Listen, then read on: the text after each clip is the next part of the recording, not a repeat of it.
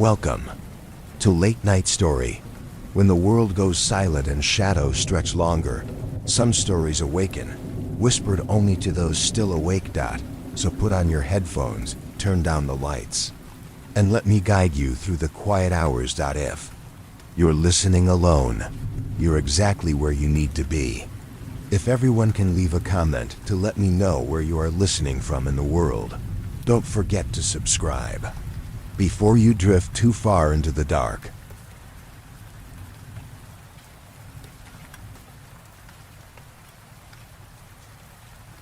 Story 1. I'm an ER nurse, and after last night, I have proof that evil exists. Last night, when this woman came into the ER of Riverside General, I didn't think it was anything out of the ordinary. People show up bloody and incoherent all the time. But this woman, Emma, was different. She was wearing a green military jacket, the lining slashed to ribbons as if she'd attacked it with a kitchen knife. She'd fractured 3 ribs and gouged her arms raw, but the damn thing was still on her, clinging like it had been sewn into her skin. I've been a nurse for 14 years.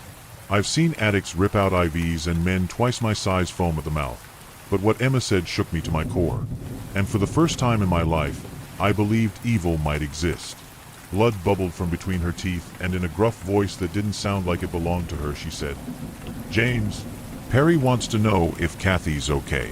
Tell me she's okay." I'm getting ahead of myself here. I haven't slept in over 24 hours. So you can understand, roughly a year ago I was working the graveyard shift. It was 3:15 in the morning and the doors of the ER flew open. A family of 4 was rushed in, all of them with gunshot wounds. 2 of the 4 family members were already DOA, an old man in his late 70s and a woman in her 40s. The old man was from a self-inflicted gunshot wound to the head. He had shot his whole family. One of the family members was still conscious, a man named Perry. We were trying to stop the bleeding when he gripped my arm and whispered, "Is Kathy okay? Tell me she's okay." Kathy was Perry's wife, and she was already gone. None of the family members lived. No one but me, Perry, and the other medical professionals in the room that morning know that he asked me that. And Perry died 30 seconds after I lied and told him she was going to make it. So when Emma asked me that same question, yeah, it chilled me to the bone. How could she have known? How did she even know my name? I haven't been able to shake it since. So once we got Emma sedated and placed her in restraints, I went to the waiting room to let her boyfriend, Ryan, know that Emma was stable. All he asked me was, "Is the jacket off?" It was, and told him as much. We had put it in a hazardous waste bag, which is why it was so much weirder when I went back to her room and the jacket was on the chair next to her. Its sleeve brushed my arm as I stepped closer, sticky with dried blood. I couldn't imagine any of the hospital staff would put a bloody jacket back in the room. It didn't make any sense. That's when I noticed Emma's eyes were open, like she was staring into my soul. "Tell me what happened to Kathy, James." Her voice gruff again. "How do you know about that?" I asked her. Her eyes closed and she fell back asleep. I moved through the halls asking anyone and everyone on staff who would put the jacket back in Emma's room, but no one seemed to know what I was talking about. It got to the point where I started getting strange looks. One of my colleagues asked if I was feeling okay. I wasn't. I'm still not. I went back to the room and the jacket was gone. So then I checked the storage room, the jacket back in the hazardous waste bag. I have no clue how it got there. I was afraid I was losing it. I was told to go home and get some rest. I didn't want to. I needed to figure out what the hell was going on. But I was basically forced to leave. I went back home. I had a couple drinks. Think I just needed to relax. But I stayed up all night, with thoughts of Emma and Perry. I couldn't understand how they were connected. It was proof of an afterlife. I'd seen people die over and over, and now it felt like evidence that we didn't simply cease to exist. That maybe the people I loved, someone I'd lost, might not be gone forever. My mind infected. Which is why I decided to go to the house where Perry and his family were murdered. The house had sat vacant since the murders, which made it easy to slip in through the back. I used the butt of a flashlight and a rag to smash a small pane in the back door. When I first entered, I felt a shift, Even with the early morning light sneaking through the windows, it was dark. My chest got tight. I told myself it was because I knew what had happened in this home. I walked through the living room. The floorboards creaked every other step. I was climbing the stairs to the second level when I suddenly smelled something metallic. It made my stomach twist. It was the scent of blood flooding my nostrils. Then Perry stumbled through the foyer below, bleeding profusely. In an instant he vanished, and then gunshots rang out. I sprinted up the stairs as quickly as I could, my hearing fuzzy. It felt like ice was rushing through my veins, and before I knew it, I had ducked inside a bedroom down the hallway. I'm not exactly sure how long I had been sitting in the darkened room when the closet door across from me slowly swung all the way open. It came to a stop when it bumped gently up against the wall. I could only see children's clothes hanging inside. A soft voice from inside the closet said, "Hey, come here." Then a child's pale arm protruded out from between the hanging clothes and waved me toward the closet. There was no fucking way I was going over there. The child whispered again, "We need to hide. Grandpa's acting weird." I was terrified, both by what he said but also the thought of moving toward the closet. I came to this house for answers though. So I went over to the closet. I stopped right in front of it. I couldn't see past the clothes. They prevented me from seeing anything beyond them. I could either leave or wonder forever what I would find out. So I parted the hanging fabrics and crawled inside. I didn't see the boy. I looked behind me, to my left, right. "Hello," I said quietly. He wasn't there. The hairs stood up all over my body. I took out my phone and turned on the flashlight, and the boy appeared out of thin air, covering the light with his hand. "No," he hissed. There I sat, face to face with a ghost. "When's my mom coming back? She said we would leave after dinner." His big eyes looking up at me. I realized he was scared. "Do you know a woman named Hannah?" I asked him. The look on his face shifted. His fear vanished, replaced by a strange recognition. "You know who I'm talking about, don't you?" He stayed silent. I could tell he knew something. She was my wife. I can't tell you how badly I wanted him to say something, and I think he was about to. Then we heard furious footsteps pounding up the stairs from below, and I snapped back to being scared. "Sage," he cut me off with a harsh whisper. He backed himself further into the closet, hiding as best he could. His bedroom door flung open and smacked into the wall. I could barely see out from behind the clothes, but I had a sliver of a vantage point and caught sight of someone walking in. "Joshua!" An old man's voice called out. I heard a rifle being cocked. I couldn't see him anymore, but I could hear his footsteps. It felt like forever, but must have only been a few seconds when he moved back into my line of sight. He turned slowly toward the closet. "Joshua, are you in there?" He walked over to us methodically. I could hear my heartbeat, thumping like a freight train. I looked to the little boy whose eyes were shut tight. I looked back out to the room, and the old man was settled right in front of the closet. Something fell to the ground. It was dentures. The old man said something, but it was mumbled. He reached down, and his hand was covered in blistered sores. He snatched up his dentures and popped them back into his mouth because I could understand what he said next. "Close your eyes." I looked over to the boy. He was gone. When I turned back, the old man was standing right in front of me. The hanging clothes slid aside on their own, and the barrel of a rifle leveled with my face. It was a split second, but I swear he was wearing the same green jacket Emma had tried to slash off herself. Then just like that, he fired the gun. I saw the spark of the barrel and heard the crack of the chamber right before I closed my eyes tight. I felt something hot and sharp tear across my cheek. I was still screaming when I opened my eyes back up. The room was suddenly empty. The old man was gone. The silence was so complete it felt unreal. For a moment, I thought maybe it hadn't happened. Then I felt it, a warm trickle sliding down my face. I touched my cheek.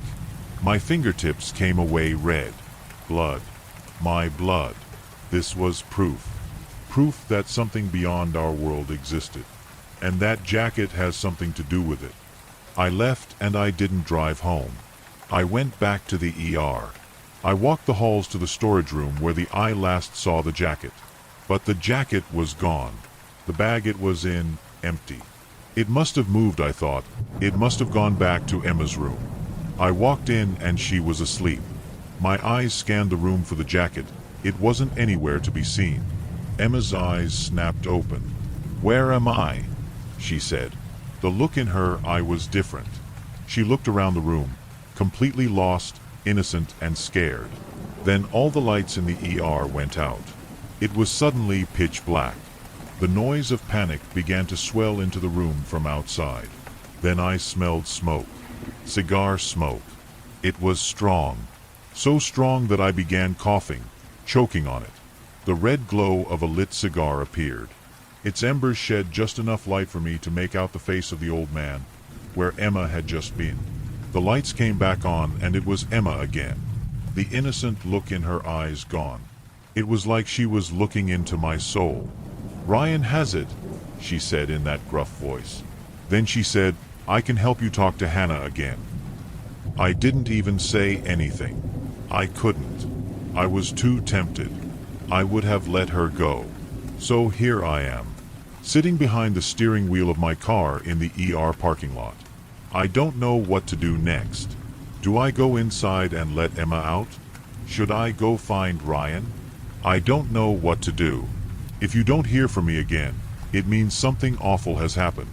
And if that's the case, let the police know that James, the ER nurse from Riverside General, is probably dead, or worse.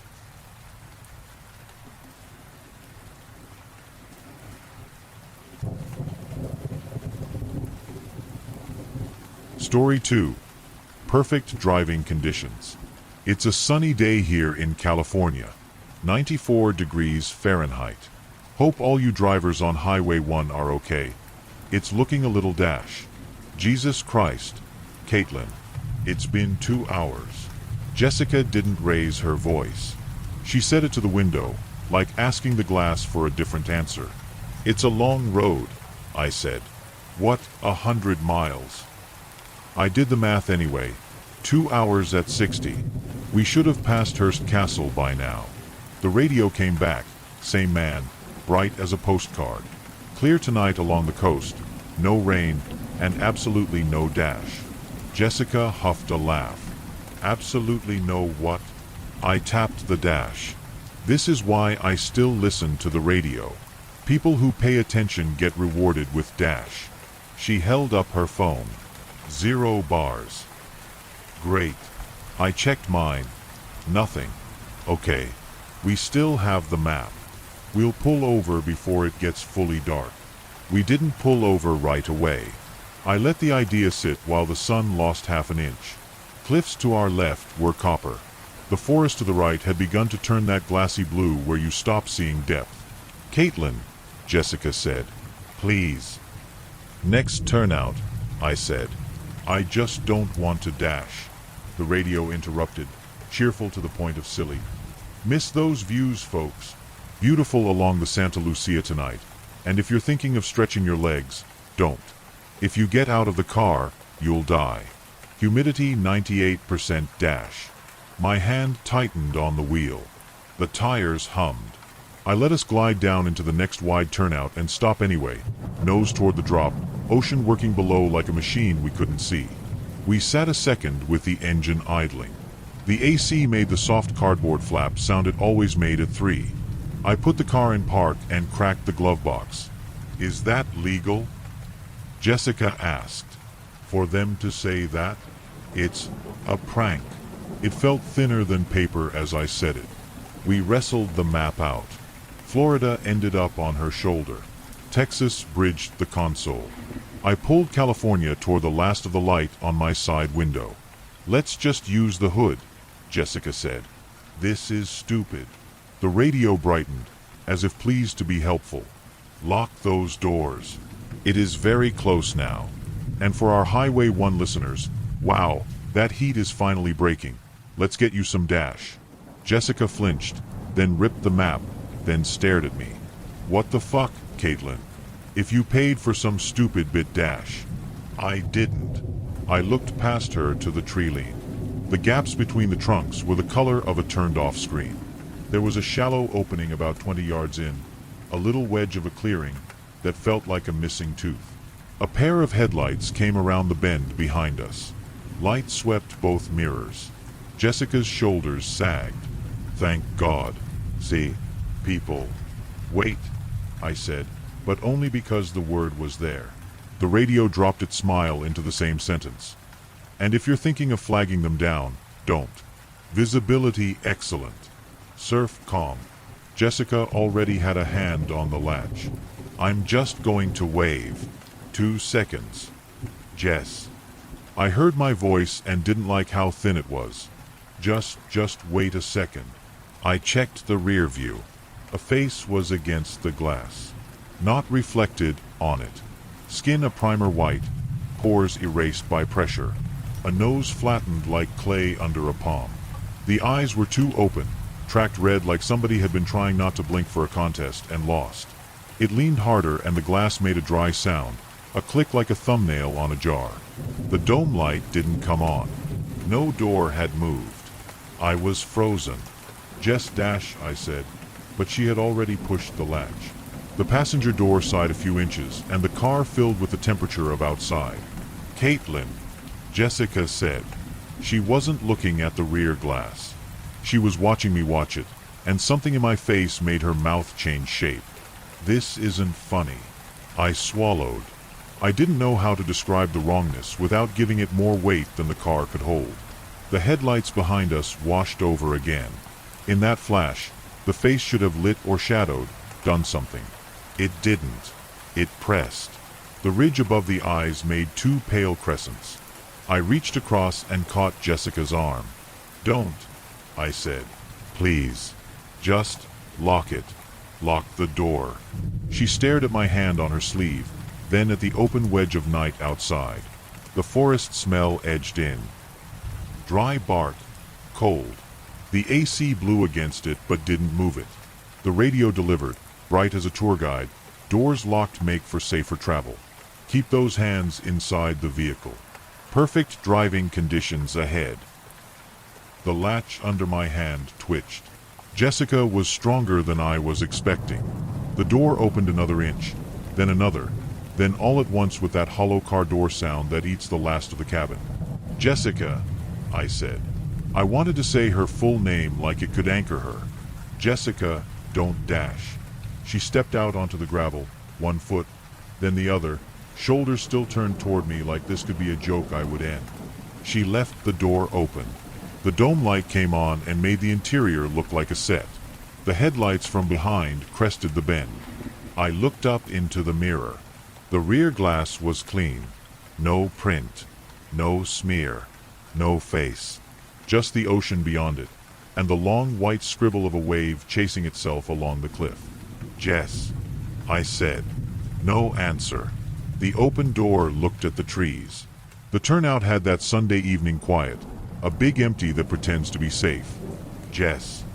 I leaned over the passenger seat and looked out, across the hinge, into the blue of the woods. Nothing. Not an engine, not a footstep, not the cheap clack of her sandal on gravel. The radio, with perfect cheer, slid a new sentence in between jazz. Hope all you Highway 1 drivers are okay. I waited for the rest of the line, the part that would finish my thought for me. It didn't.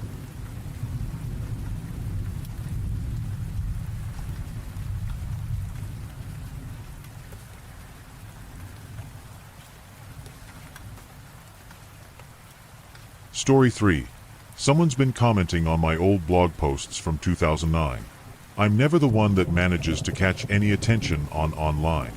Alongside with other social media platforms that can shyly offer my daily life to the world, I started my own blog as well, only to ditch it after a passionate 4 months of posting.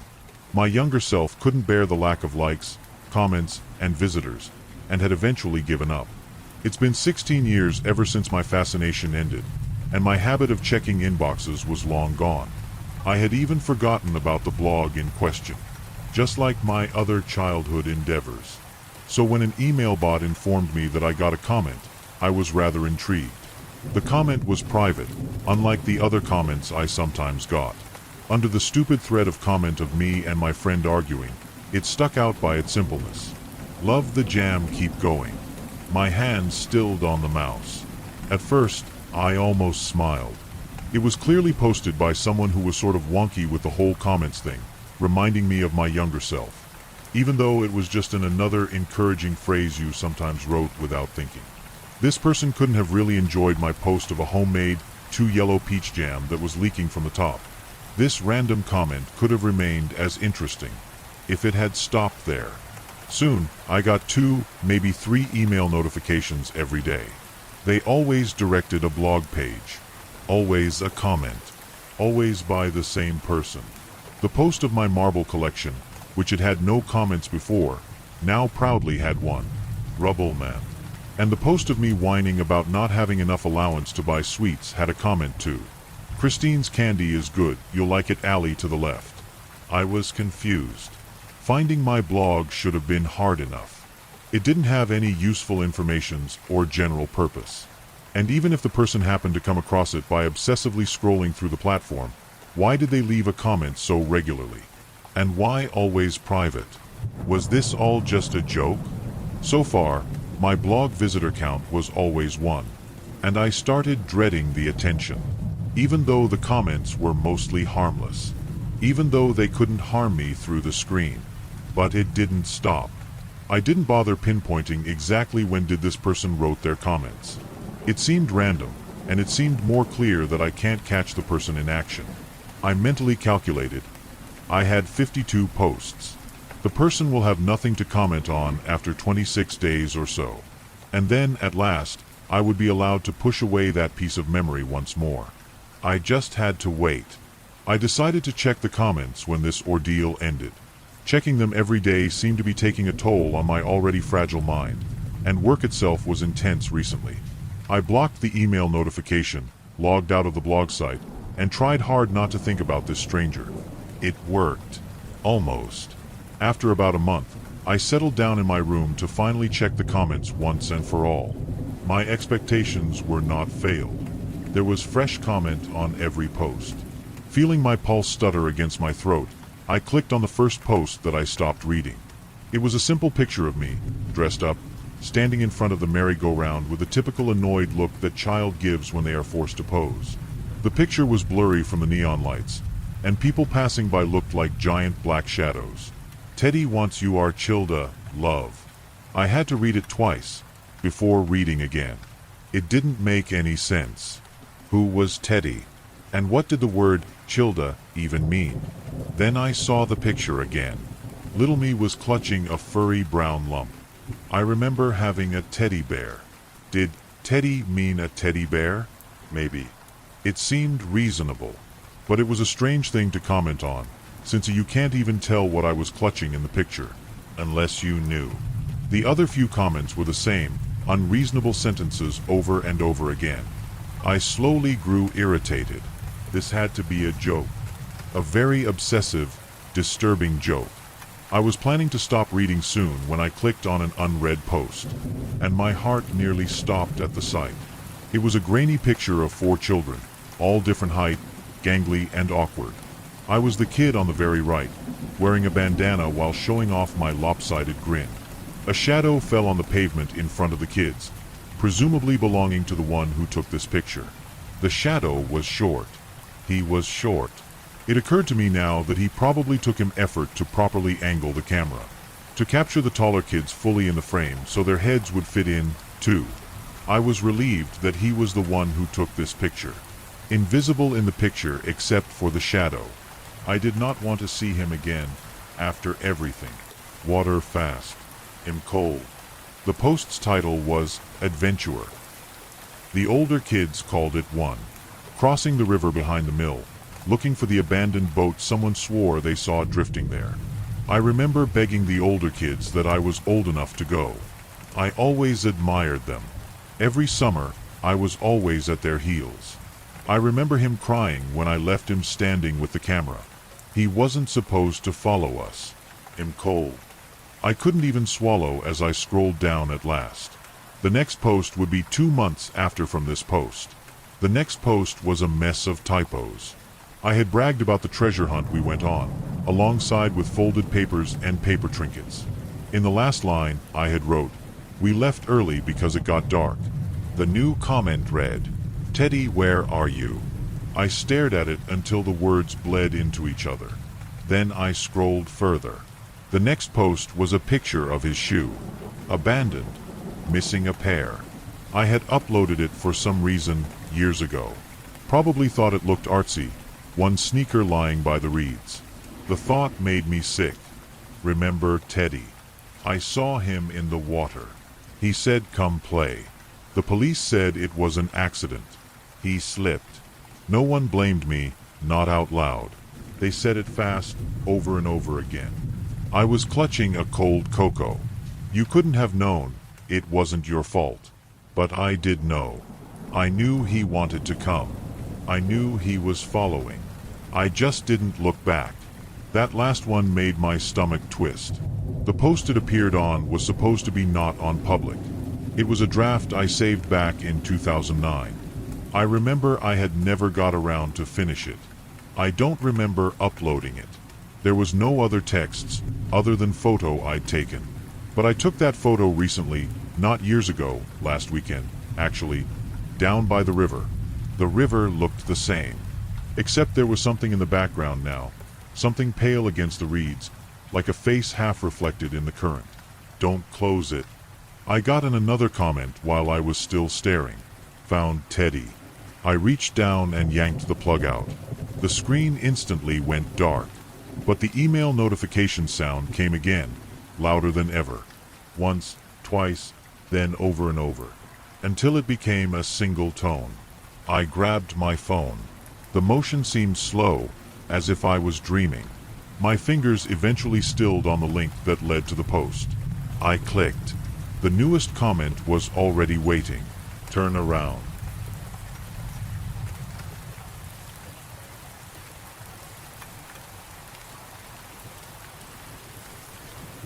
Story 4.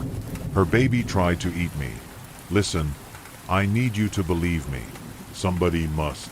The cops don't. The mother, if you can call her that, looked at me like I was the monster. But it wasn't me. It was her baby. Her baby. It happened at the Dartmouth Mall. One of the last half-dead malls clinging to life. I like the vibe there. Feels like stepping into 1999.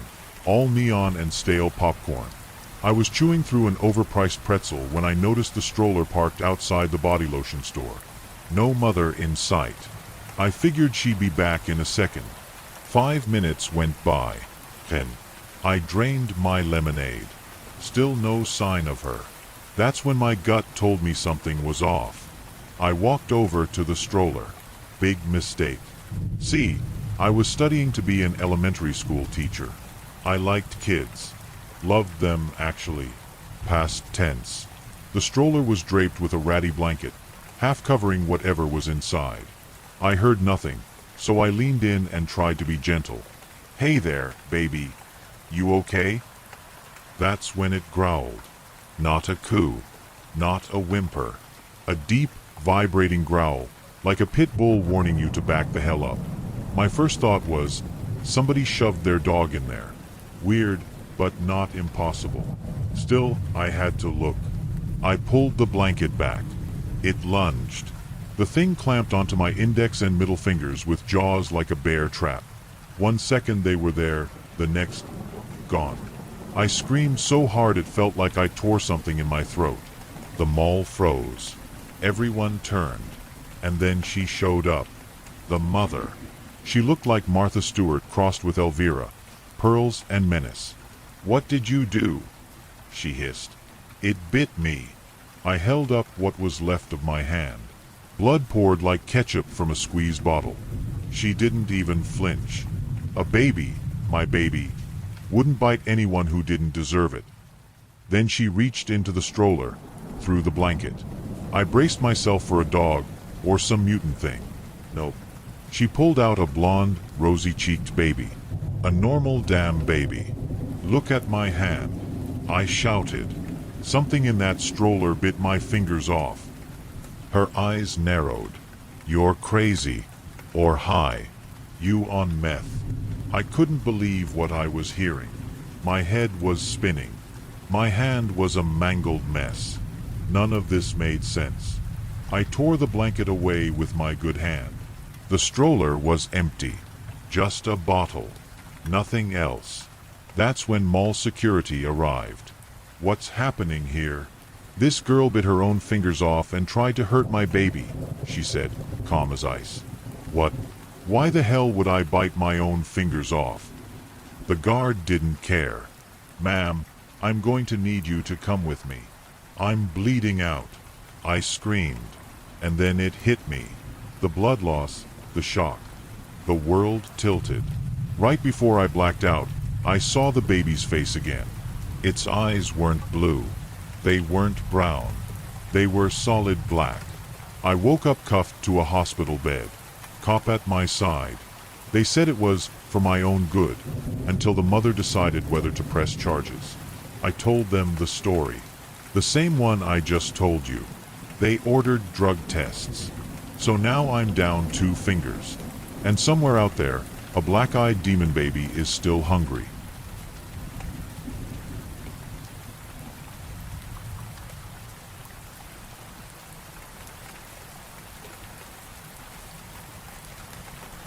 Story 5. The pictures started showing up in places he couldn't reach.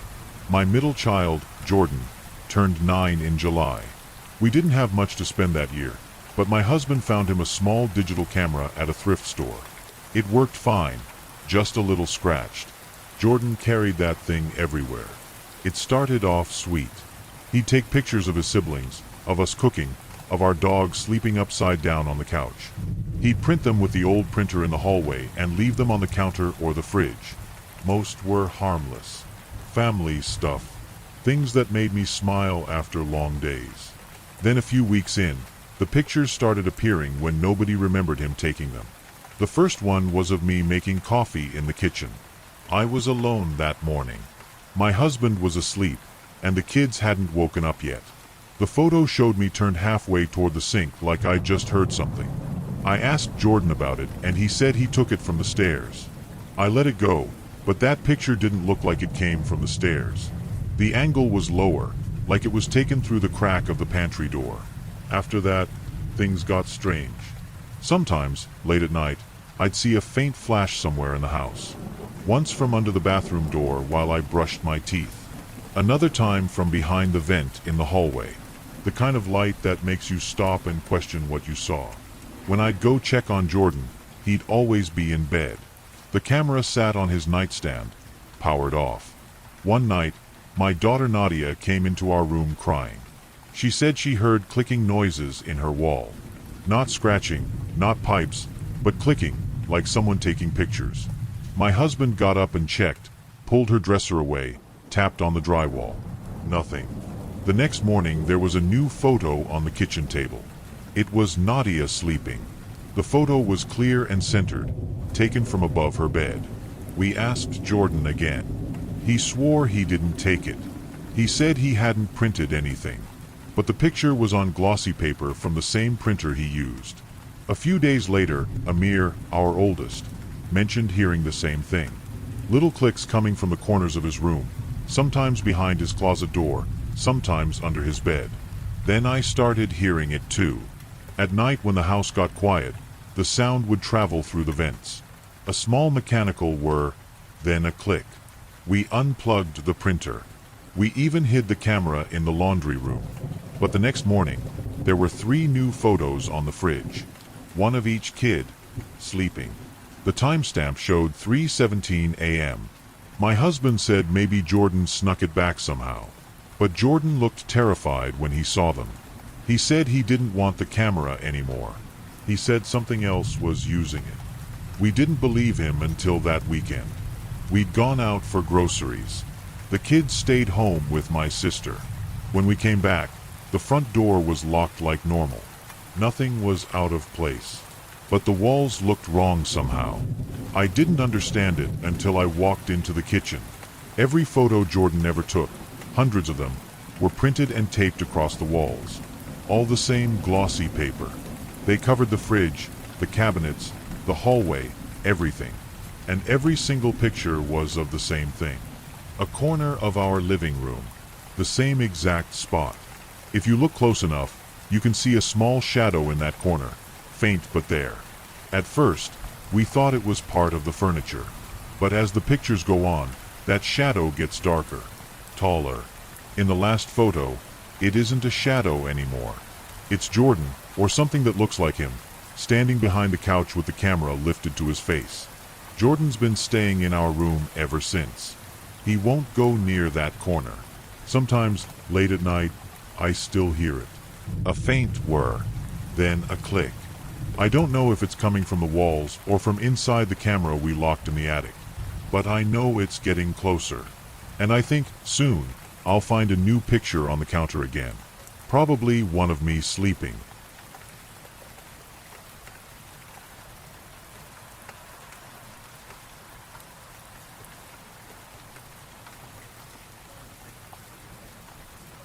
Story 6.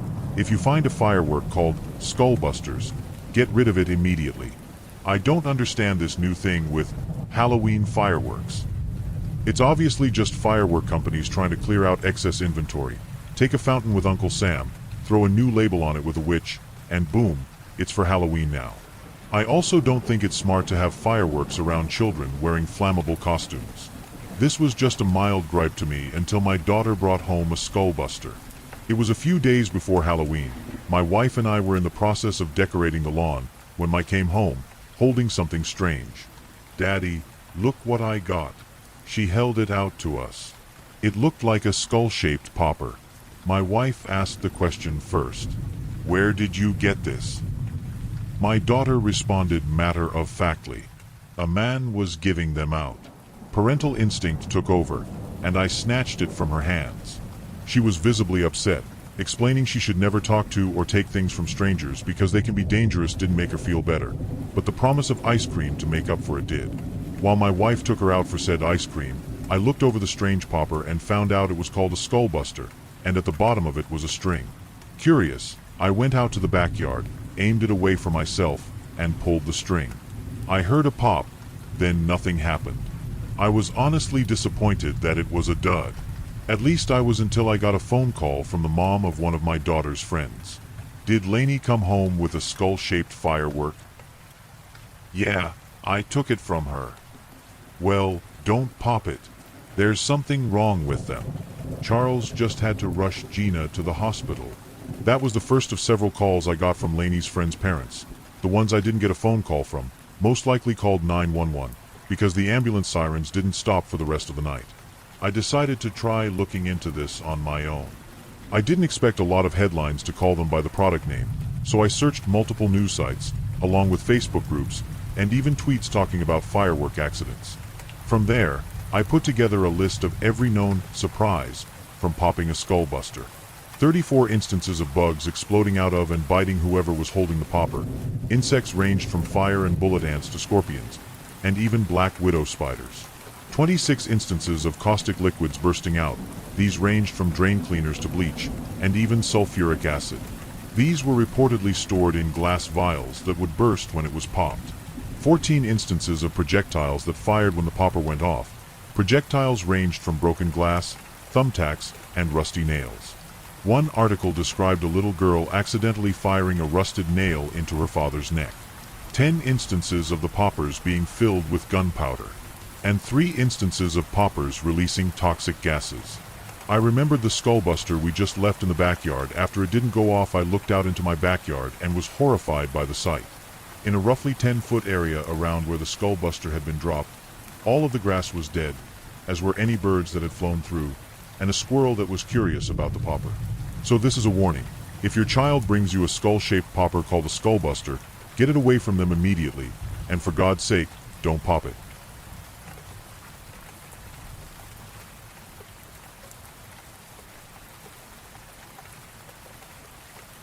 Story 7. I was part of a search and rescue team that found a missing hiker. I wish we hadn't. First, all names in this account have been changed.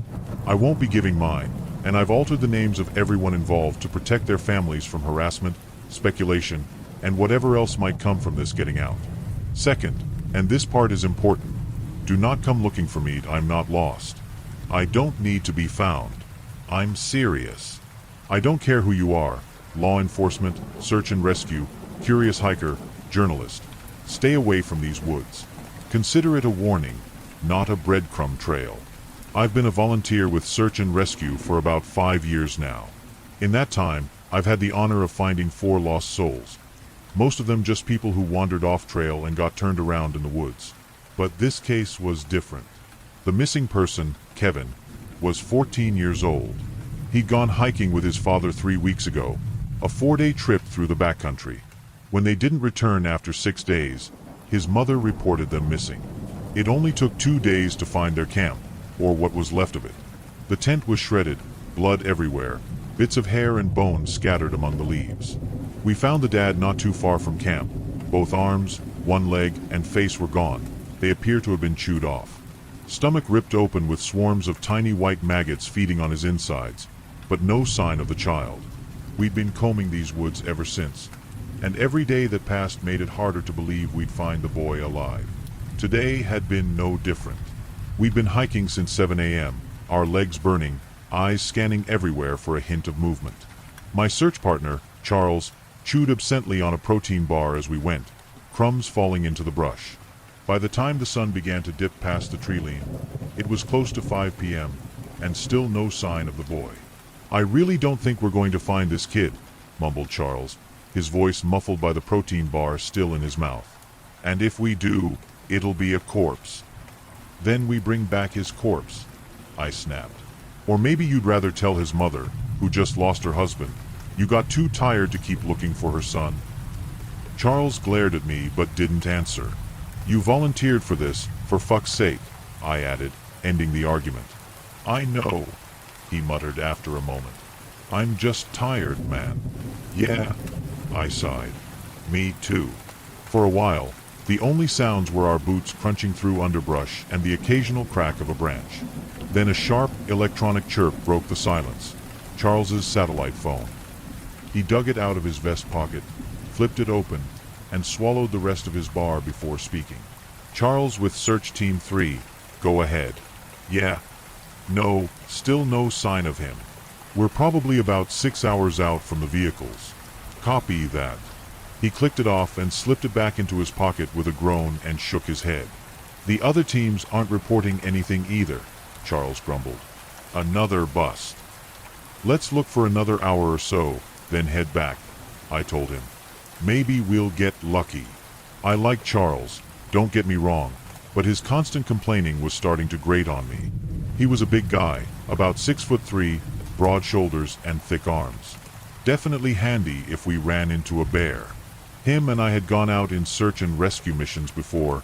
He was a good guy. Still, even though I'd been doing this for 3 years longer than him, somehow he was the one who was assigned the satellite phone. The next hour passed in tense silence.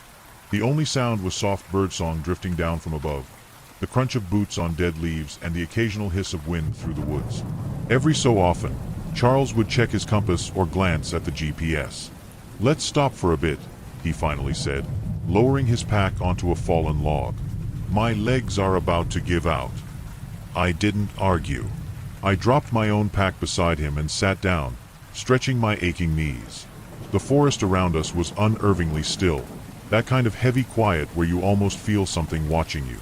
Charles dug through his pack, moving aside a mess of gear until he pulled out a water bottle.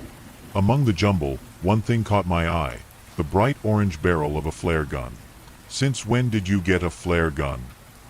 I asked. Since a week ago, he said, flashing a grin that didn't quite reach his eyes.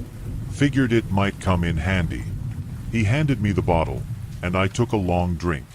We sat there for a couple of minutes, recharging our energy. Charles ate another protein bar, while I absent-mindedly sharpened a stick with my pocket knife. I suddenly became aware that the woods had gone dead silent. The usual background hum of wind and insects had vanished, leaving only the crunching of Charles's chewing. If not for that, I might have thought I'd gone deaf. That's when I heard a faint rustle from somewhere behind us. I froze mid-motion. Charles noticed it too. We both turned toward the sound, scanning the tree line, eyes darting between the narrow trunks. The silence stretched thin, every second feeling longer than the last.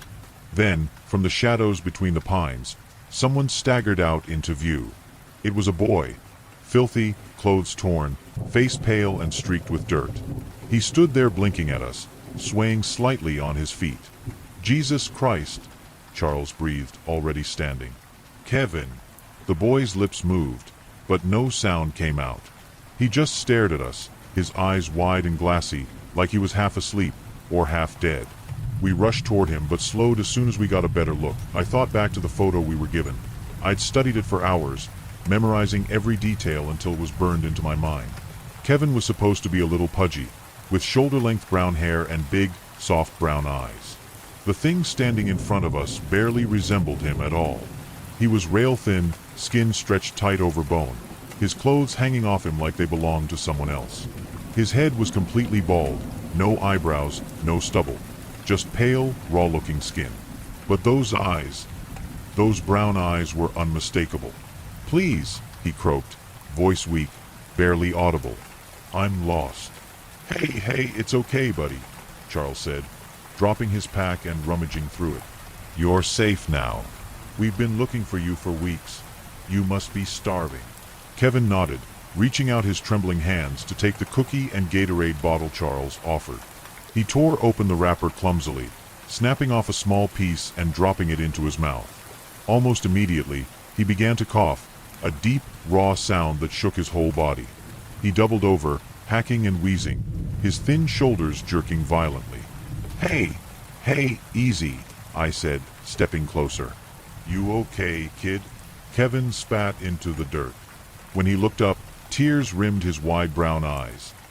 "It burns," he croaked. "What does?" Charles asked. "The cookie."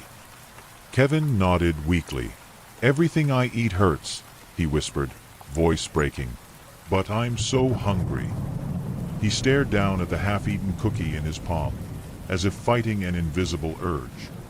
His stomach growled loudly, and before either of us could stop him, he shoved the rest of the cookie into his mouth and swallowed hard, shuddering as he did. Charles and I exchanged a glance. Something was very wrong here. While Charles was calling dispatch to relay the good news, I sat with Kevin and asked him a few questions. "What happened to you at the camp?" The boy was staring into space, eyes unfocused. "I don't know, it was dark, and everything happened so fast. Something pulled me out of the tent at night and bit me." "Bit you?" I said, eyebrows raised. "Where?" Kevin pulled down his shirt, revealing the wound. The bite was massive. Flesh along his shoulder had been torn open in a jagged crescent. The skin around it was bruised with the edges already swollen and slick with dried blood. You could clearly see where upper and lower jaws had clamped down, punctures spaced far apart, each one big enough to fit a thumb inside, and it stank faintly of rot and iron. Despite the horrific brutality of it, the bite looked old, like it had happened years ago. "Holy crap," I muttered, my voice barely more than a whisper. That's a brutal bite. A bear." Kevin shrugged, his small shoulders trembling. "I didn't see it. It was pitch black out. My dad knocked it off me, told me to run, so I ran. I ran, and ran, until I tripped on something. Then I was all alone in the dark." His voice cracked, and I could see tears streaking the grime on his face.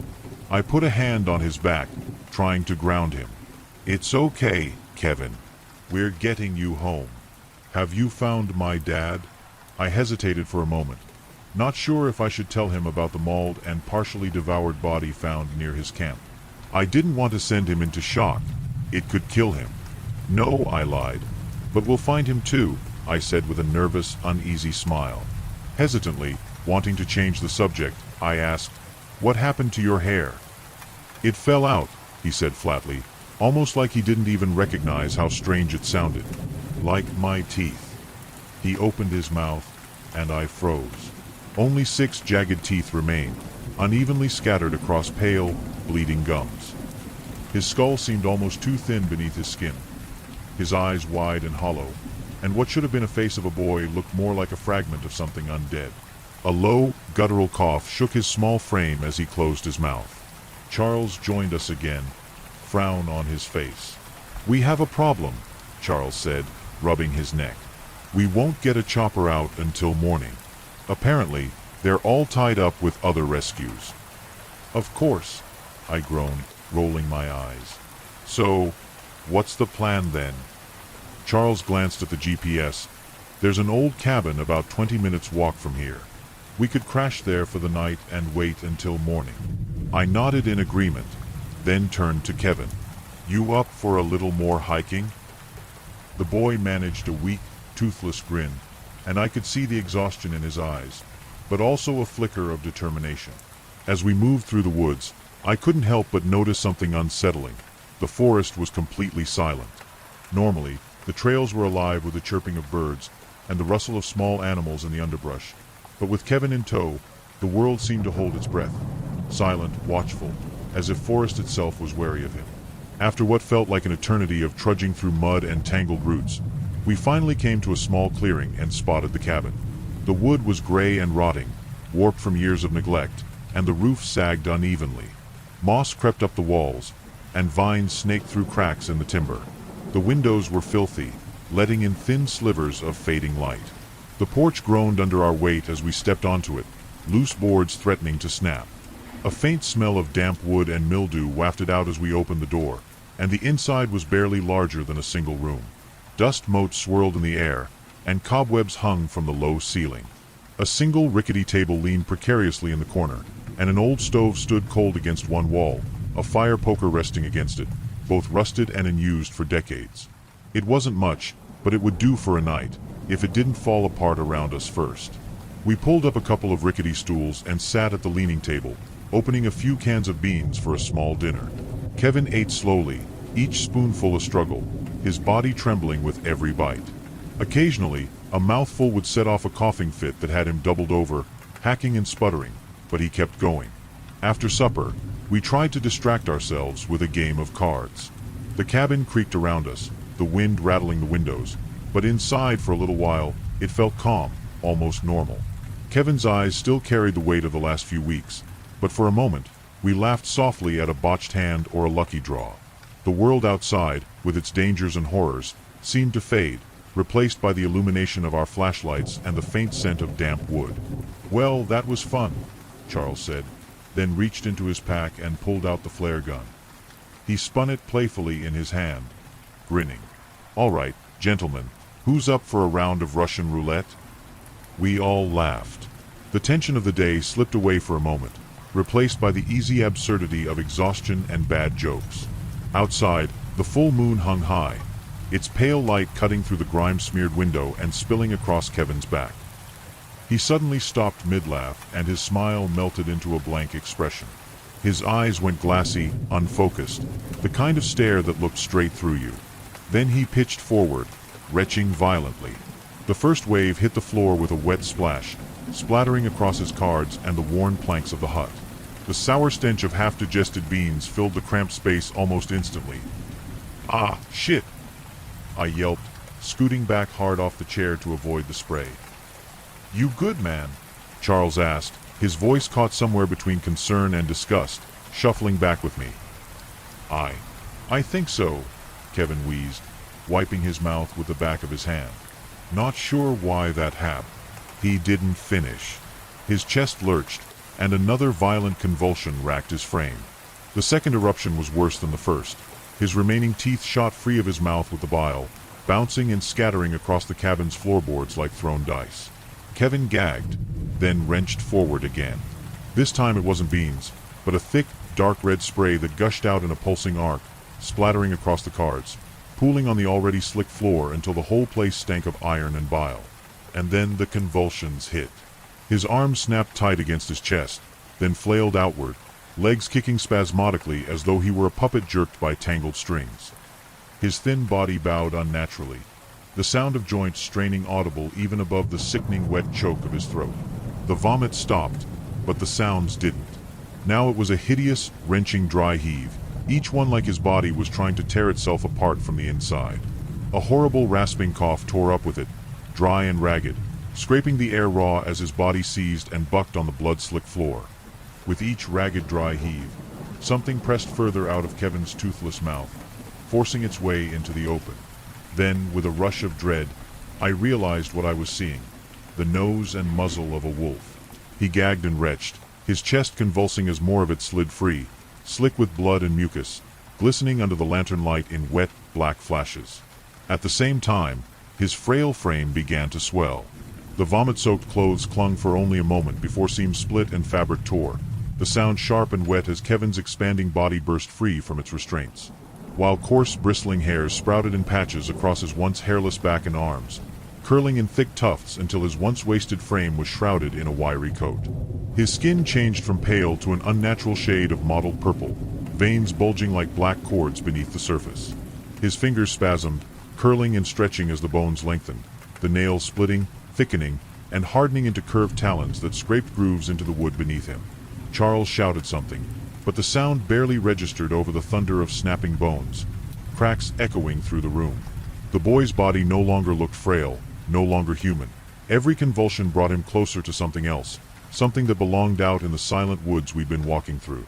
Kevin's body shuddered once more, his chest heaving with ragged, unnatural breaths, each one rattling like wind through broken glass.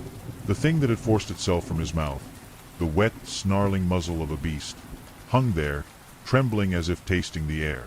His original, human jaws remained split unnaturally wide, the angles impossible for any person, the flesh around his lips stretched white and splitting. He looked at me for a moment, pleading confused horror in those big brown eyes. Saliva and blood dripped from the new, canine mouth, now extended a good 6 inches from Kevin's human one, the brow of the thing slowly becoming visible. The hound's maw was snarling as it emerged with each heave. His entire body convulsed with every inhale, ribs straining with the effort. Charles and I pressed ourselves against the cabin's wall, cowering like a pair of tiny rabbits trapped by a predator. I held my knife tightly with trembling hands. Charles wielded the fire poker with one hand, and the flare gun in the other, both of us eyes wide with horror. Kevin was blocking the only exit. We were trapped. I couldn't move, my legs nailed to the floor. Kevin's eyes had rolled back into nothing but milky whites, and yet tears still streaked down his cheeks, dripping into the gore below. It reached with its new hands and gripped Kevin's human upper and lower jaws. The sound was worse than the sight. A brittle crack snap as Kevin's skull split under the pressure of those monstrous claws, exposing its wolf-like ears. Bits of bone and flesh tore loose, flopping to the blood-slick floor with a sickening slap. It shook its head clean, much like a hound would. It stood there with its head bowed, supporting itself on its knuckles like a primate, breathing slowly, deep and steady. Charles and I pressed ourselves flat against the far wall, every muscle frozen, terror etched deep into our faces. I prayed desperately that it would leave through the door, vanish into the black woods outside, joining whatever other horrors roamed the night. Then it turned to face us, and time turned to ooze. The creature before me was a grotesque fusion of human and predator, every detail twisted into something nightmarish. Its face was elongated and wolf-like, jagged fangs coated in dark congealed blood. Feral amber eyes sat deep in its skull, radiating a cold, calculating awareness. Coarse black hair sprouted unevenly across its scalp and face, framing the gaping maw with matted clumps, and its thin, cracked purple skin stretched taut over high cheekbones. The nose was that of a wolf, and a bright red tongue came out to wet it. Its torso was emaciated yet unnaturally muscular, sinews flexing under its purple-gray, bruised skin. Dark, wiry hair ran down its spine, curling around the shoulders and arms.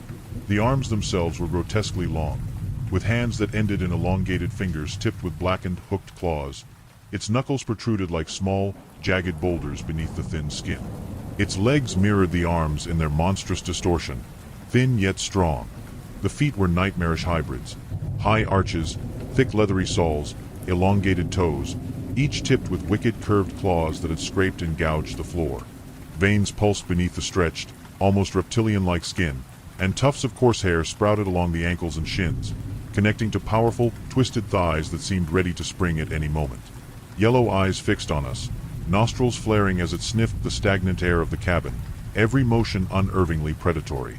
My heart hammered in my chest, each beat deafening in the tense silence. Its upper lip curled back, exposing jagged yellowed teeth that gleamed in the dim light of the flashlights. A low, guttural snarl rumbled from deep in its throat, a sound both animal and disturbingly human. Then it lunged. It zeroed in on Charles first, no doubt seeing the larger man as the greater threat. Charles swung the fire poker with all his strength, but the creature twisted just out of reach. Before he could recover, Kevin slammed into him like a linebacker, sending Charles crashing against the wall with a sickening thud, the flare gun flung from his hands, flying across the cabin space. I reacted instantly, swinging the knife with everything I had, striking the beast on its upper back. It let out a guttural, pained grunt, staggering for just a moment, but then it retaliated. Its massive claws shot out like jagged blades, raking across my chest with brutal force. The impact threw me backward, my body hitting the floor with a bone-jarring smack as pain seared through me. The beast lunged at Charles again, its massive bulk pinning him to the floor. Its jaws clamped down on his left shoulder with a sickening crunch. Charles screamed, thrashing wildly. He swung out desperately with the fire poker, striking Kevin in the ribs. A sharp, pained shriek echoed from the creature as it staggered back, but only briefly. Before he could recover, the beast struck with lightning speed. One of its enormous claws shot down, sinking deep into his upper stomach. Then, with horrifying ease, it dragged the claws toward itself, ripping open Charles's abdomen as effortlessly as unzipping a jacket. Blood sprayed across the floor as Charles cried out. The thing lifted its head toward the ceiling, letting out an ear-shattering cry. It wasn't a wolf's howl. No, it was something far darker, a sound like a person trying to imitate a wolf, twisted and guttural, with a bass that rattled the bones. Then, without warning, it plunged its snout into Charles's open stomach, greedily slurping and tearing at his innards. I forced myself upright, every movement sending jagged pain through my ribs. No doubt some were cracked. My eyes locked onto a nearby object, the flare gun, barely a foot away. Salvation, my only chance. Slowly, agonizingly, I inched toward it. Through my peripheral vision, I saw it twist in my direction, drawn to fresh movement, its wet breathing echoing through the room as it fixed on me. My hands closed around the flare gun just as it pounced. Its jaws snapped toward me, aiming for my neck, dripping with blood. Instinct took over. I threw my arm up to protect my throat. The creature's teeth clamped down on my forearm with bone-crushing force. I felt a sharp crack echo through my arm as pain exploded up my shoulder. Panic surged, but there was no time to think, only to act. A burst of adrenaline shot through me. With my free arm, I aimed the flare gun at the creature's face and pulled the trigger. A blinding red light erupted from the barrel, the flare striking straight into its eye. It yelped, releasing my arm, and clawed desperately at its eye, trying to remove the burning projectile. Flames quickly caught, licking across its hairy face, turning the creature's head into a writhing fireball. Wails of pain echoed through the hut as it thrashed violently, massive claws slashing at the walls and floor as the flames consumed its head. Smoke filled the tiny room, stinging my eyes and making it hard to breathe. I stumbled backward, gripping the flare gun tighter, my ribs screaming with pain every time I moved. Its wails grew louder, a sickening mix of human and beast, echoing off the log walls. Sparks rained down around me as the fire spread, igniting the curtains and scraps of wood. The open doorway loomed ahead. It was now or never. I hobbled forward, each step an effort, and reached the threshold. My hand gripped the doorframe, and I forced myself to glance back one last time. The hut was a hellscape. Charles was on his back, dead. Huge hole in his gut, face twisted in agony, gaze fixed on the now flaming roof. The wolf thing writhed on the floor, thrashing desperately, trying in vain to extinguish the fire that completely consumed it now. Its anguished howls echoed through the dark woods, a terrifying symphony of fury and pain. Smoke curled into the night air as I stepped out, gasping for fresh breath, the scent of burning hair, charred flesh, and popping fat lingering in the air. I only got a couple of feet from the cabin before I fell onto my side. I grunted in pain as I collapsed, rolling onto my back. The night sky stretched endlessly above me, the full moon hanging heavy and ominous, casting pale light over the burning structure. My vision blurred, pain radiating through my body, and slowly, I felt myself slipping away. All that remained was the oppressive roar of flames and the eerie stillness of the forest beyond, pressing in from all sides as I succumbed to blissful unconsciousness. It was morning when I stirred awake. For a moment, disorientation clouded my mind. I didn't know where I was. Then reality hit me like a crashing wave. I moved slowly, expecting pain, but to my astonishment, there was none. My arm, where the beast had bitten me, had a good-sized scar of bite mark, similar in shape to a dog bite, but it looked almost completely healed, as if months had passed. Tentatively, I pulled up my shredded shirt and examined the deep claw marks across my chest. Even those injuries, which I remembered as raw and agonizing, but this too looked months old. A gnawing hunger gripped me, sharper and more insistent than anything I had ever felt before. My stomach churned, aching, demanding satisfaction. I hadn't realized how ravenous I truly was until now. I forced myself to my feet and surveyed the hut. The roof had collapsed in places, walls reduced to smoldering beams, the entire structure a blackened ruin. Amazingly, the fire hadn't spread to the surrounding forest. The flames had somehow consumed themselves and died out, leaving an eerie silence in their wake. I moved cautiously toward the scorched remains, scanning for any sign of life. My gaze fell on something large sprawled among the embers. Canine jaws, now completely blackened, jutted grotesquely from a twisted body contorted in the agony of death. Smoke curled around it, carrying the acrid stench of burnt flesh, making my stomach grumble with hunger. I continued surveying the ruins when my eyes fell on another figure. Charles still lay on his back, his face completely burned away, arms resting limply at his sides. I wanted to kneel, to bury him properly, to mourn my friend, but my body's gnawing hunger forced my attention elsewhere. Survival demanded that I search for food before grieving the dead. I sifted through the debris, desperate for anything to devour, a morsel, a crumb, anything. I lifted a charred beam of wood, and beneath it, I spotted a backpack. The one that belonged to Charles. As I hoisted it up, the bag ripped open in the process, spilling its contents across the blackened floor. GPS, satellite phone, and a granola bar. Driven by hunger, ripped open the packaging on the food and shoved it into my mouth. A sharp, stabbing pain shot through my jaw. I yanked the bar free and stared in shock. 2 of my teeth were embedded in it. I lifted my hand to my mouth, feeling the gaping void where 2 upper teeth had been. My eyes widened, and my pulse raced uncontrollably. I ran my fingers through my hair, trying to steady myself, and to my horror, a large clump came loose in my hand, tumbling to the scorched floor. Whatever Kevin had been inflicted with, disease, curse, I didn't know. I now felt it coursing through me. I was going to turn into a monster. My world swam. Nausea clawed at my stomach, and I bent forward, head between my knees, expecting to vomit. I evaluated my situation. I was infected. I would turn. If I got rescued, I would kill anyone, everyone. Kevin hadn't recognized us when he transformed. I doubt I would be any different. I wouldn't be able to control myself. I couldn't live with the idea of hurting anyone. I pressed my palms to my face, trying to will away the inevitability. There had to be a choice, a loophole, something I could do to survive without condemning everyone around me. But there wasn't. Not anymore. I had to die. I tried taking matters into my own hands. I found my knife buried in the ruins of the hut. I hovered it over my wrists, commanding myself to slash them open, but my body just wouldn't listen. I then thought about hanging as an option, but didn't know how to tie a noose. In the distance, I heard the steady thrum of helicopter blades cutting through the morning air, a sound that made my heart race with dread. They must have followed the smoke from the hut. I couldn't be found. I wouldn't be found. Gripping the satellite phone tight in my hands, I turned and ran, crashing through the underbrush as fast as my legs would carry me, deeper into the forest.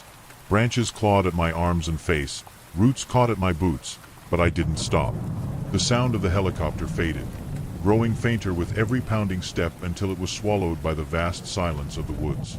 After what felt like forever, 30 minutes, maybe more, I finally stopped.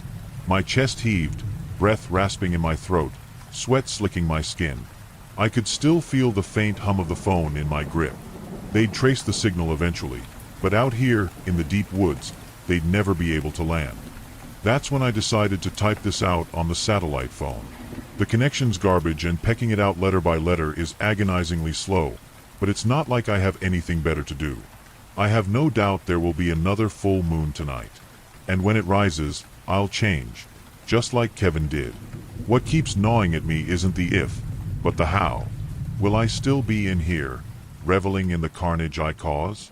Or will I be shoved into the dark, locked in the passenger seat, forced to watch through someone else's eyes as I become nothing but hunger and teeth and claws? The waiting is worse than dying. The sun is sinking behind the mountains now, dragging the light with it. Shadows creep across the trees, and with them comes the dread of inevitability. Night is coming, and with it, the change. I don't think I'll be here in the morning. The beast won't linger. It will hunt, it will wander, sniffing out fresh prey. By the time I wake again, if I wake, I'll be somewhere deep in the wilderness, covered in blood that isn't mine. Maybe, if I'm lucky, it will carry me far from anyone. Far from towns, from homes, from families. Maybe the only thing it will kill tonight is me, but I doubt I'll get that lucky. Again, I want to emphasize, do not come looking for me. I'm too dangerous now. I don't want to hurt anyone, and I don't want to be found. I'm writing this so there's a record of what happened, and as a warning to anyone who might think about searching for me. Stay away, please. If you are out here in the woods at night, and you hear howling, run.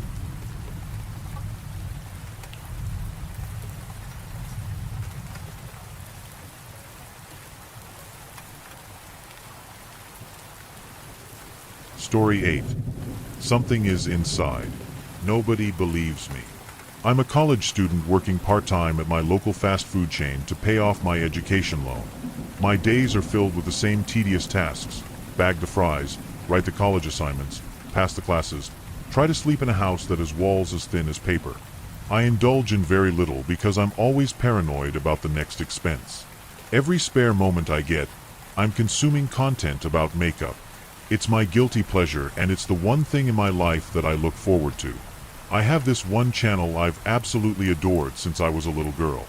Yesterday, after finishing up all my tasks, I sat on my cot and followed the usual routine, opened the app and clicked on her latest upload.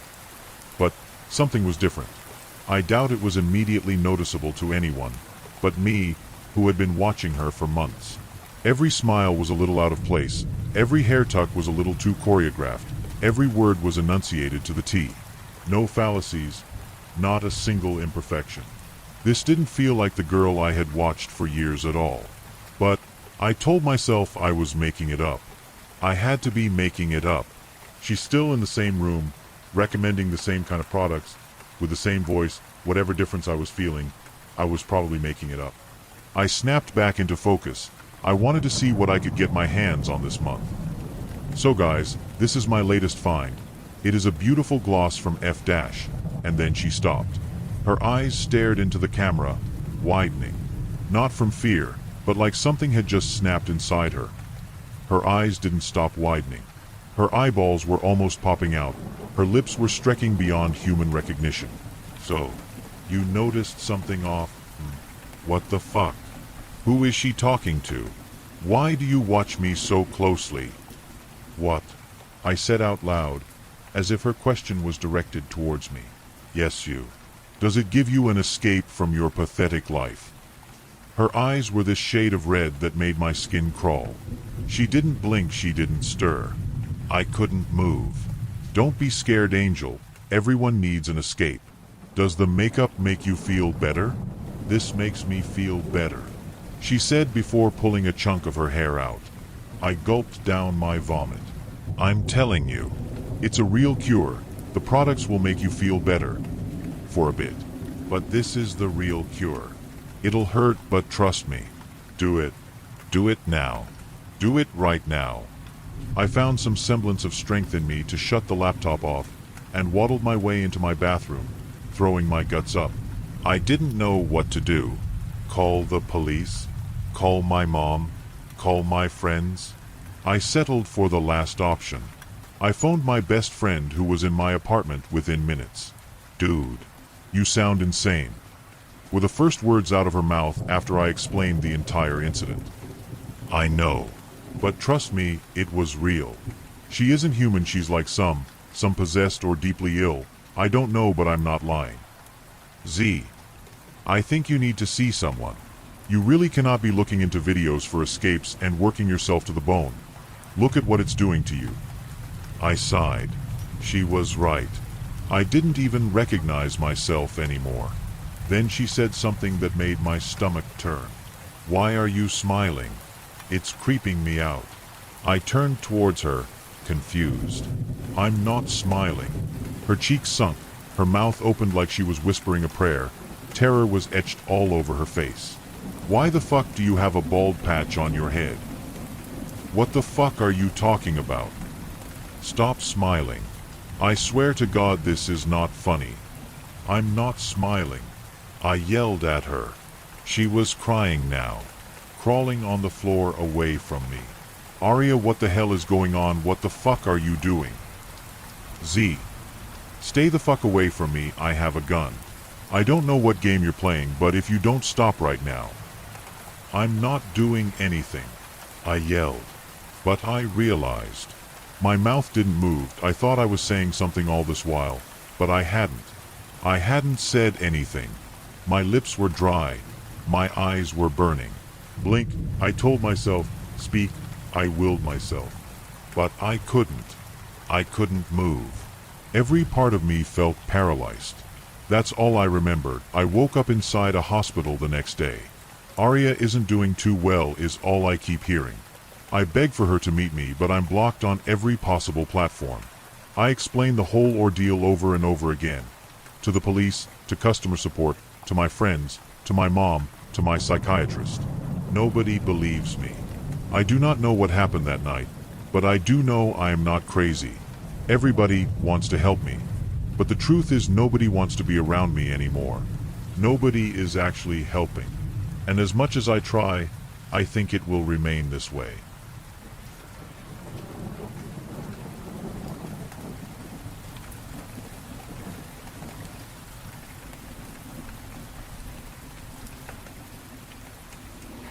Story 9. I got messaged by a creep. I think they know where I live. Hello everyone. I'm currently writing this from a friend's house where I'm currently staying.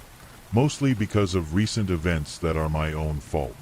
My own house or anywhere in its vicinity doesn't even feel safe anymore. Bad things have been happening, and I know staying quiet would probably more likely be the safer thing to do right now. I still need to explain what's happening and maybe actually save a couple of people from what I'm experiencing. I suppose this all started about a year ago when I joined Reddit. I know it probably wouldn't be anyone's first choice of somewhere to post stuff, but the community for me sort of felt a bit more real than anything on places like Instagram. Plus I also thought the art I make could reach a wider audience here. And for a while things were going okay. I posted maybe once every 3 months and I got a decent amount of support. I was 17 at the time, so the support I kind of got up here made me feel good.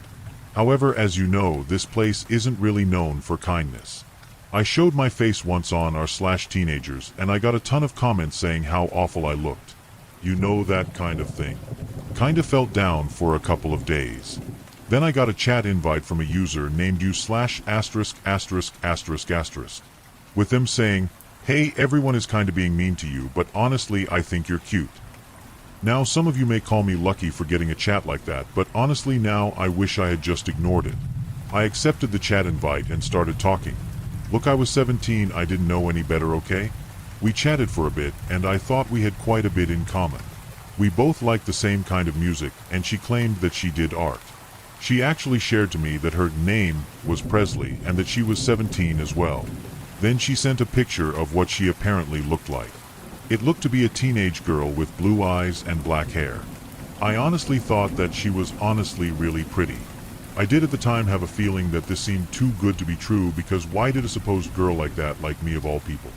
I kept chatting with her and honestly had a good time talking to her. It was good to have someone in my life, because beside my friend that I'm staying with now, I really never have many people to talk to. We chatted a bunch more, even when I was in school. To say this person was clingy was a bit of an understatement. If I didn't respond in a minimum of 30 minutes, she would start spam messaging me. Looking back now, I should have just thought that was creepy, but at the time I was liking her, so I thought it was just a cute thing she did. In fact, she kinda really took over most of my free time. I was chatting with her 24/7. I didn't think anything of it at the time, cause I thought that was just how relationships kind worked, even though we really weren't in one. I even missed my little cousin's birthday just to chat with her. I know I sound really selfish, and it was partly because I was, and partly because I didn't want Presley to start spamming me so much. I really regret what I did with all that. Things stayed like that for a bit, through September to November. I honestly was really fascinated with the idea of being with her, even though I never had actually seen her in real life. It had honestly gotten a bit unhealthy. I even skipped doing things like brushing my teeth or eating just to talk with her.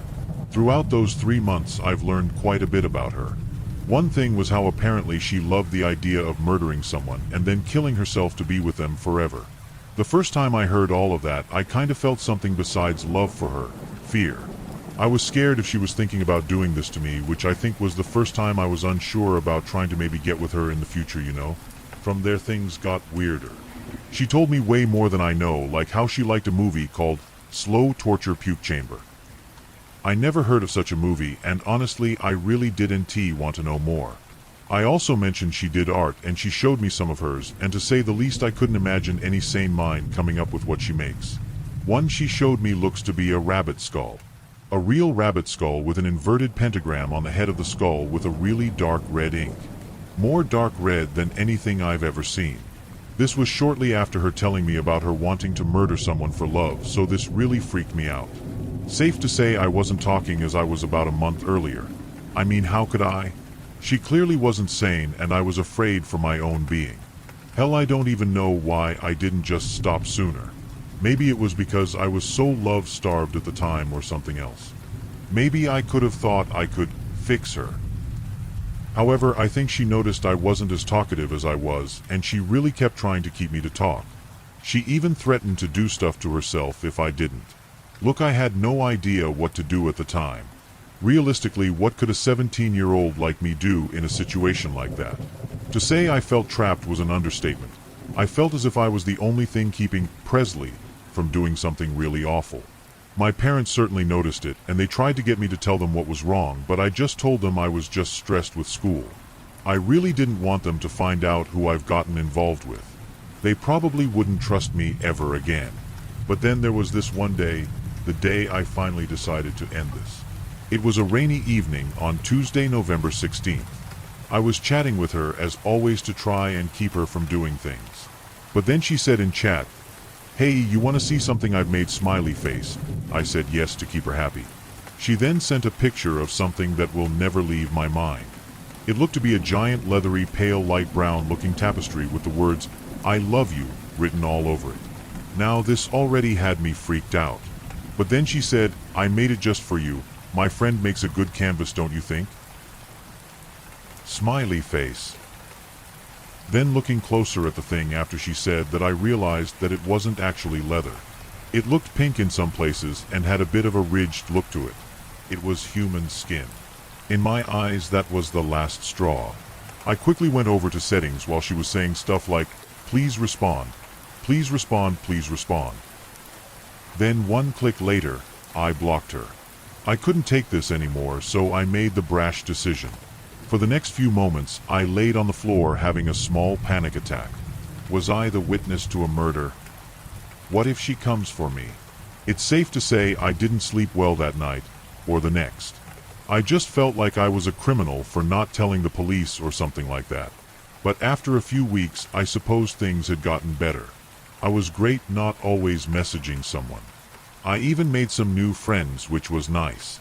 Heck, I even forgot about Presley for a bit. However, I was reminded of her after one thing. So not long after all that, I decided to make an Instagram account so I could maybe post my art somewhere now, since I suppose staying off Reddit would be the smarter choice. However, looking through the suggestions bar, where you can find people to follow, I found a particular profile called @ which had the profile picture of someone I thought very familiar. Looking at the profile, I realized the profile picture was the photo that Presley had sent me. Looking more into the profile, which was just a bunch of selfies and stuff like that, I wondered, was I catfished? I thought that probably wouldn't be really surprising with Reddit. Now I was truly wondering, was Presley even a girl? Those thoughts shook me to my core. How could I have fallen for that? Something so obviously a trap. But at the time, I really didn't feel like I needed to worry anymore. I thought that blocking her would have gotten her out of my life forever. Or at least that's what I thought. As I said, things appeared to be normal for a while after everything. It was nice, actually. Even my parents said I was acting a lot better than I was a few months ago. My grades in school actually got better because now I actually had the time to study. So maybe they'll believe me now at school stressing me out.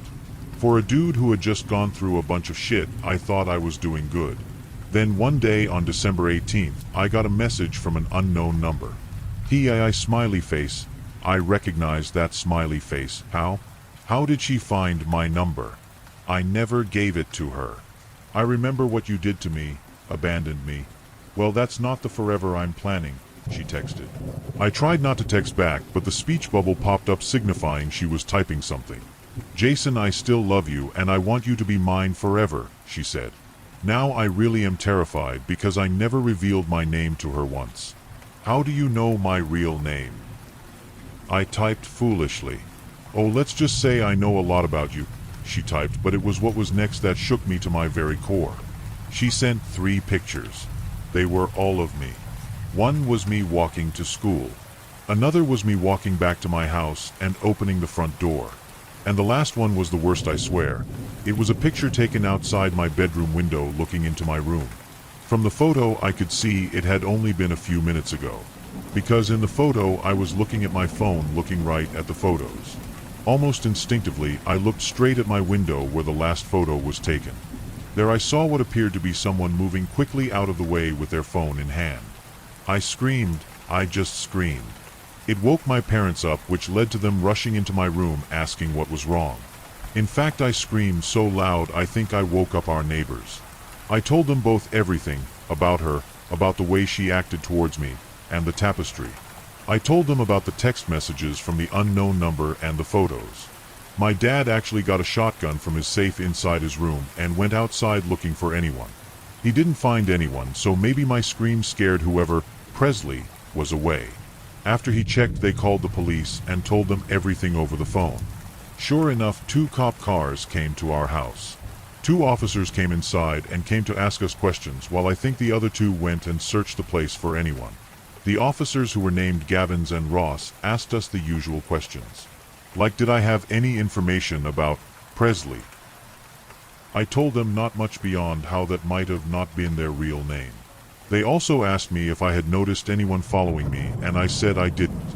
After a few more questions, they asked me to try and describe who was at my window. I told them I only saw a short man in a black hoodie and gloves. After all the questions were said and answered, although with probably nothing helpful, they said they would make this a case. Although they did say they probably couldn't do a lot because there was so little information about this person. But they suggest trying to find somewhere else to stay for a bit until more info could be gathered about this person who had been stalking me. So since then, me and my parents have been staying at a family friend's house. Specifically my friend Evans, but that's not important. I guess I feel safer here, and maybe things will blow over pretty soon. Maybe they'll catch whoever Presley is and I'll be good. However, just now I noticed some strange noises. It's someone pounding on the front door. Pounding on it like they are trying to break it down. On the other side, I'm hearing what sounds to be a middle-aged man screaming. Jason, open the fucking door. Open it. It's getting louder. I think he's gonna get in. Look, if anyone is reading this, please send help, please.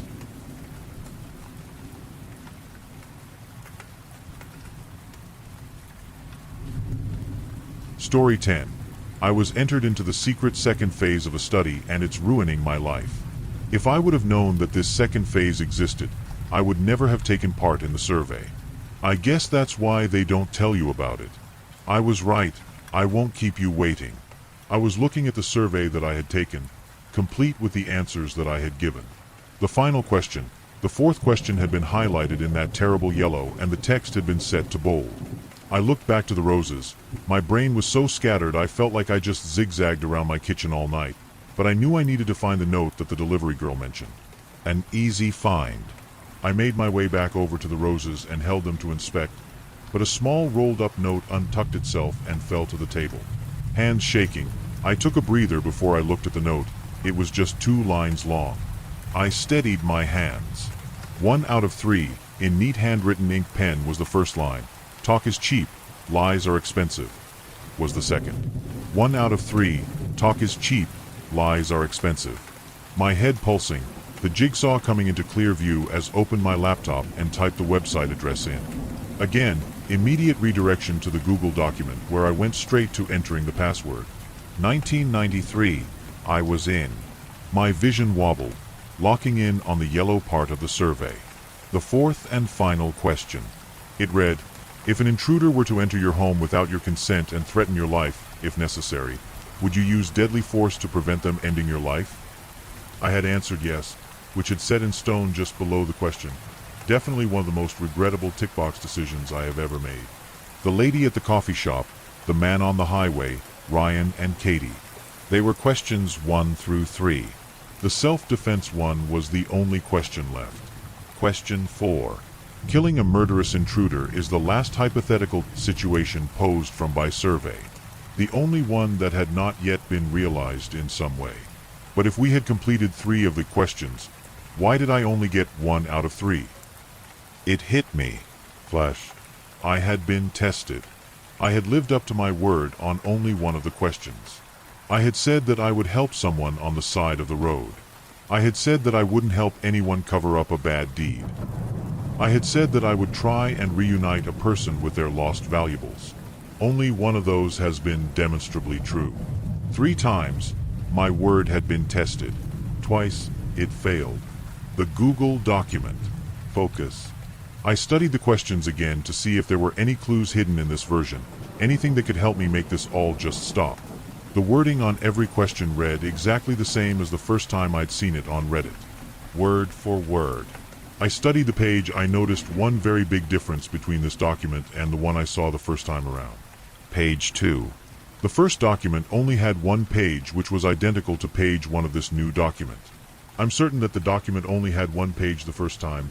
I remember it vividly. It struck me as someone who has written these kinds of research questionnaires before that this one was so short, so brief. It opened with a short paragraph at the top thanking the participant and asking for full honesty in exchange for their anonymity. Underneath the introduction, the 4 questions were listed just as I have phrased them here, with a small space under each that held 2 tick boxes.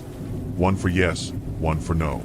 It finished with a fleeting expression of thanks for the honesty and the time taken to complete.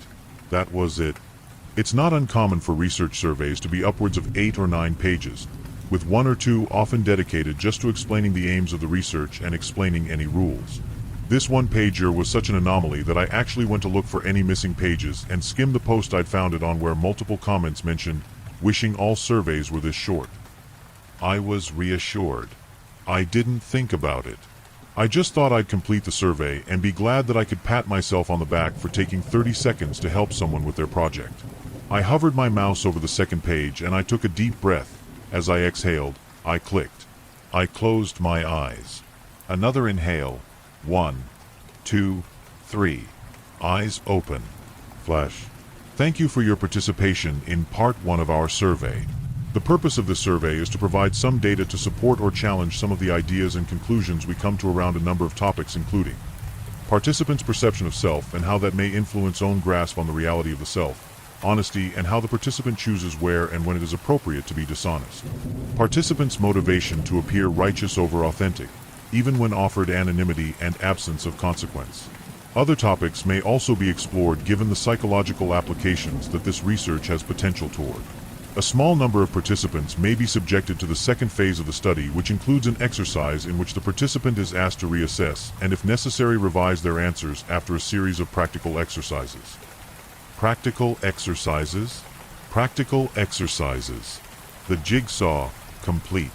I knew that all of the pieces were right in front of me, lined up all nice on the table in the form of flowers and a business card, glittered by the white glow of my laptop. Everything was right here, in perfect order. But the jigsaw was somewhere in my far-off peripheral vision and I just could not see it clearly. No matter how much I tried to see, it remained distorted. Until it didn't. It all snapped into view. Flash. My far-off, distorted perception now central and clear.